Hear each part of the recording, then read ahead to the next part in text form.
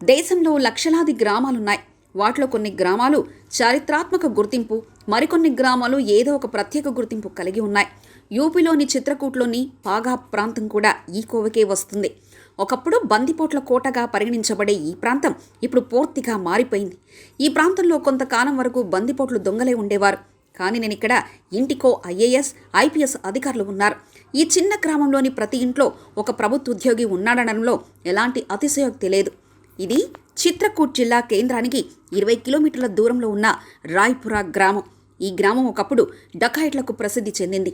కానీ ఇప్పుడు ఇది ఐఏఎస్ మరియు ఐపీఎస్లకు ప్రసిద్ధి చెందింది. వాస్తవానికి గ్రామానికి చెందిన 12 మంది ప్రస్తుతం ఐఏఎస్, ఐపీఎస్, పీసీఎస్ వంటి వివిధ సర్వీసులో సీనియర్ అధికారులుగా పనిచేస్తున్నారు. మరో విశేషం ఏమిటంటే రాయ్పురా గ్రామంలో ప్రతి ఇంట్లో ఓ ప్రభుత్వ ఉద్యోగి లేదా అధికారి ఉంటారు.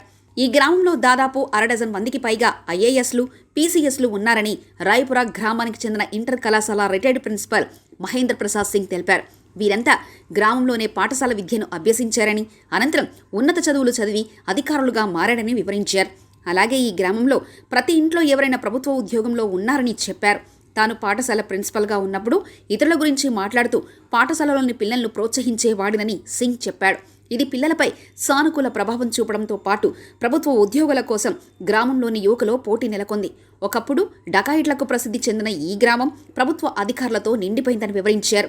గ్రామానికి చెందిన అభిజిత్ సింగ్, రోహిత్ సింగ్, కుల్దీప్ కుమార్ మరియు CP Singh IAS, Yaduvendra Shukla IPS, Tej Swaroop, Surendra Rajendra, Prakash Kumar, Suresh Chandra Pandey, Prahlad సింగ్లు ఐఏఎస్ మరియు పీసీఎస్లతో నిండి ఉన్నారని మహేంద్ర ప్రసాద్ సింగ్ చెప్పారు. మరియు సురేష్ గార్గ్ పీసీఎస్గా పనిచేస్తున్నారు. దీంతో పాటు పలువురు యువకులు అధికారులుగా మారి రాయ్పురా గ్రామానికి కీర్తి తెచ్చారని తెలిపారు.